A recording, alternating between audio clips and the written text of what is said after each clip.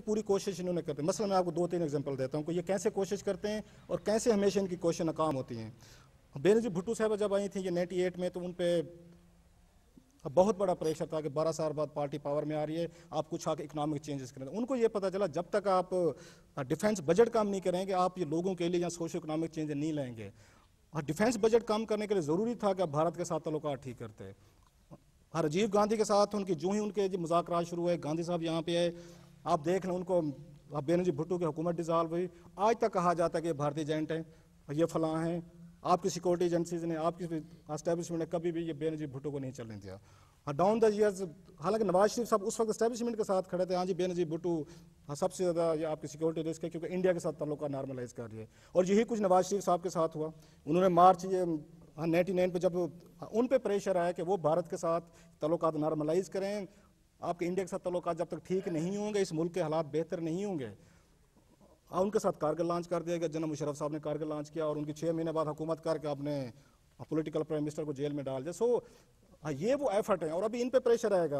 आपको याद होगा जरदारी साहब का क्या जुर्म है, जो मैं समझता हूँ सबसे ज्यादा हिट हो रहा है। उन्होंने भारत के साथ ये बात की थी कि भारत के साथ हमें ताल्लुकात ठीक करने हो। जो भी पाकिस्तान में पॉलिटिशियन आएगा, आप याद रखिएगा, एस्टैब्लिशमेंट उसको आगे नहीं जाने देगी, क्योंकि हर पॉलिटिशियन को पता है कि जब तक इंडिया के साथ आपके ताल्लुकात नॉर्मलाइज नहीं होंगे, आपके मुल्क में इन्वेस्टमेंट नहीं आएगी, आपके मुल्क में जॉब्स नहीं मिलेंगे, आपके मुल्क में स्टेबिलिटी नहीं आएगी। जरदारी साहब ने टीवी पे यही बैठ के बात की, मेरा हिंदुस्तान टाइम्स का मुज़ाकरा था, उन्होंने कहा कि जब तक भारत के साथ हमारी ये ट्रेड ठीक नहीं होगी, हमारे ताल्लुकात ठीक नहीं हुए। आज तक देख लें जरदारी साहब के बाद उस तरह जिस तरह टारगेट हुए, ये बलोचों वाले केस में देख लें, उन्होंने बलोचों से माफ़ी मांगी कि हमसे गलतियाँ हुई। सो एस्टैब्लिशमेंट में और मीडिया में ऐसे अनासर हैं, इंक्लूडिंग मी एज वेल, कि मैं कोई एक्सेप्शन नहीं हूँ, जो इस मुल्क में कन्फ्यूजन का शिकार हैं। आप इसको देख लें, अफगानिस्तान देख लें, अफगानिस्तान में अमेरिकन फोर्सेज हैं, फाइन। अब इस खित्ते में 7 और मुल्क भी हैं, इंडिया भी है, इसमें चाइना भी है, इसमें रशिया भी है, इसमें ईरान भी है और 5 सेंट्रल एशियन स्टेट्स हैं। कोई नहीं लड़ा वहाँ अमेरिका से, एक अकेले हमारी कौम है, हम लोग हैं, हमारा मीडिया है, हमारी ये सोसाइटी है जो उनसे लड़ी हुई है अमेरिका से। अपने आप को हमने तबाह कर लिया है और आज तक होते रहेंगे। और ये सवाल पूछने वाला है कि 7 खित्ते में और सुपर पावर्स हैं, आपसे ये इंडिया ज़्यादा पावरफुल है, आपसे ये चाइना बड़ा है। इवन रशियंस के तो प्रॉब्लम है इंडियंस के साथ, सॉरी अमेरिकन के साथ, उनके लिए जो अपने प्रोग्राम पॉइंट सेटल करने का चाह वो भी नहीं लड़ रहे। एक कौम लड़ रही है पूरे अमेरिकन से और वो हम हैं। उसके बदले में जो कुछ हमारे पास आ रहा है, ड्रोन अटैक्स भी हो रहे हैं, टेररिज्म भी बढ़ रहा है। जो कल के अमेरिकन के इत्तेहादी थे, आज वो उनके दुश्मन हैं और दरमियान में मारे हम मासूम लोग हैं। सो कहने का मतलब ये है, पॉलिटिशियंस को टाइम हमें देना पड़ेगा। ये कुछ भी हो जाए, जो मेरा एक्सपीरियंस है, जनरल मुशर्रफ साहब के दौर में भी हमने रिपोर्टिंग की है, हम नवाज शरीफ साहब को भी दौर देखा है, फिर जमाली साहब का, शौकत अजीज, एक इनका भी मैं देख रहा हूँ। हाँ, ये लोग जितने भी बुरे हो जाए, ये प्रेशर लेते हैं। इनकी जो बात की समझती है, जैसे हाजी साहब ने स्टार्ट में कहा और इन्होंने हरून साहब ने बात की, इंटरनेशनल लैंडिंग एजेंसी आपको अपनी मर्जी का फाइनेंस मिनिस्टर नहीं लाने देती। ये पिछले 5 फाइनेंस मिनिस्टर देख लें, कोई आपको यहाँ पॉलिटिशियन पूरी पार्लियामेंट से 342 में से किसी को नहीं लाने देंगे।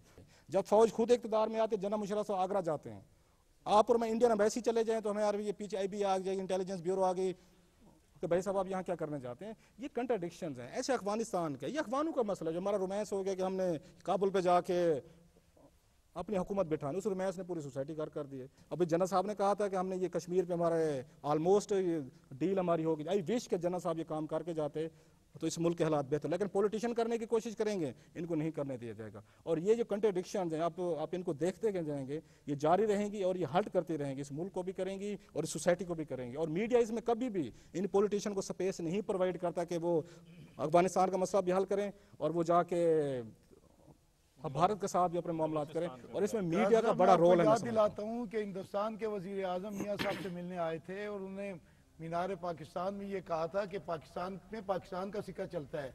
हमारी फौज के सरबराह ने उस तकरीब का बायकॉट किया था और फिर कुछ मजहबी जमातों ने जाकर पत्थर फेंके थे। और देखें, अब भी आपने जो अफगानिस्तान की बात की है, अफगानिस्तान की बात आपने की है, सवाल ये है कि आज दर आदम खेल में एक मस्जिद में बम ब्लास्ट हुआ, 60 लोग शहीद हुए, 80 के करीब जख्मी हैं, पता नहीं उनमें से कौन से कितने जिंदा रहते हैं। कुछ दिनों पहले मसाजिद में हुआ, दरबारों में हुआ मजहबी। जो सवाल ये है, ये लोग कौन करते हैं और इनको फिर सपोर्ट कौन करता है। हमारे यहाँ ऐसी पार्टी हैं, दाढ़ी वाले भी हैं और बगैर दाढ़ी वाले भी, और वो इनको सपोर्ट करते हैं। और कमाल ये है कि मारने वाला खुद दूसरे दिन बयान देता है कि ये हमने किया है और हम आइंदा भी करेंगे। अब अगर आप तारीख उठा के देखें सिवाय एएनपी के किसी ने अपोज ही नहीं किया है। अब कुछ पार्टियां थोड़ी बहुत उन पर तनकीद करती है, लेकिन आज भी इस माशरे में ऐसे सियासी ग्रुप हैं, सियासी पार्टियां हैं जो उन पर तनकीद नहीं करती बल्कि उनके इस अमल को जायज़ करार देती हैं और कहते हैं कि जी जो ड्रोन हमले हुए, भाई ड्रोन हमले तो पाकिस्तान की हुकूमत के इख्तियार में नहीं है, हमसे पहले किसी जनरल ने उनको इजाज़त दे दी थी। और क्या अमेरिका के साथ हम लड़ सकते हैं? फ्लड आता है तो हमें कोई मुसलमान मुल्क मदद नहीं देता है, बड़ी जब उनको अमेरिका ताने देता है तो फिर उसके बाद आती है अमेरिका के फौजी आते हैं, अमेरिका के हेलीकॉप्टर्स आते हैं, हमारी इकॉनमी, हमारी फौज जो लड़ती है जिस असले से वो भी हमें अमेरिका से आते हैं, F-16 आ रहे हैं, हेलीकॉप्टर्स आ रहे हैं, पता नहीं खसूसी किस्म की गन्स आ रही हैं, वो ड्रोन टाइप के आ रहे हैं जिसमें मिसाइल नहीं है। तो अब या तो ये है कि हम अपनी कहें कि जनाब हमने बाहर से कुछ नहीं लेना है, हमने ये पेप्सी कोला, कोका कोला और बोतलों के पानी नहीं पीना है, हम अगर इसके लिए तैयार हैं, सेक्रीफाइस के लिए तैयार है। मैं आपको अपना वाक़या बयान दूंगा। मैं मैट्रिक में था तो मेरे वालिद मरहूम जो सियासी लीडर भी थे और जंग आज़ादी में, उनसे मैंने कहा कि जी मैं पाकिस्तानी चीज़ के अलावा कुछ नहीं इस्तेमाल करूँगा सिवाय दो चीज़ों के, एक घड़ी और एक निब पेन की, क्योंकि पेन की निब पाकिस्तान में नहीं बनती है, और एक सुई जो आज तक भी नहीं बनती है इस कपड़े, और एक मेडिसन। अगर मैं जब इस्लामिया कॉलेज गया तो मैंने उस ज़माने में बड़े अच्छी किस्म के इम्पोर्टेड शेरवानी का कपड़ा आता था, मैंने पाकिस्तानी वलीका का लिया तो ऐसा था कि मैं बोरी पहने हुए था।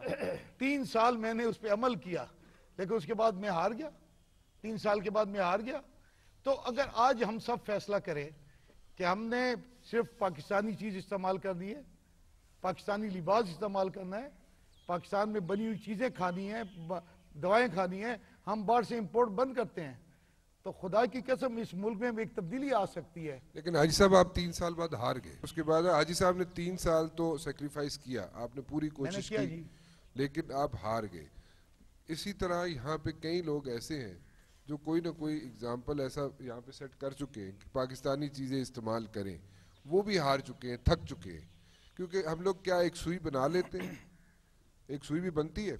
मैं आपसे एक सवाल करता हूँ, हम सब इसमें शामिल हैं, हम इंडिया से तो बड़े वो हैं, आए सबकी गाड़ियों में, सबके घरों में इंडिया के चैनल्स, इंडिया की सीडीज और इंडिया के गाने चलते हैं और इंडिया के ड्रामे आते हैं और इंडिया की फिल्में अब दिखाई जाती हैं। पाकिस्तानी जो पहले फिल्में दिखाते थे वो पिक्चर हाउस अब बंद होके कमर्शियल प्लाजा बन गए हैं और जो नए हैं उनमें 100% इंडिया की ये मुनाफकत है। और हम जब कहते हैं कि इंडिया से आप कारोबार करें तो फिर आज सब बात वही हुई ना सुने जो क्लासरा साहब कह रहे हैं कि कंफ्यूजन का शिकार है पूरी सोसाइटी। क्लासरा साहब दुरुस्त कह रहे हैं ना, 2 अरब कंफ्यूजन का शिकार है सारी सोसाइटी। कारोबार इंडिया का अवाम भी दुबई के रास्ते से होता है, हम वाकई के रास्ते से क्यों नहीं कर सकते हैं कि हुकूमत भी कोई अर्न करे और इंडिया से हम सस्ती चीज ले।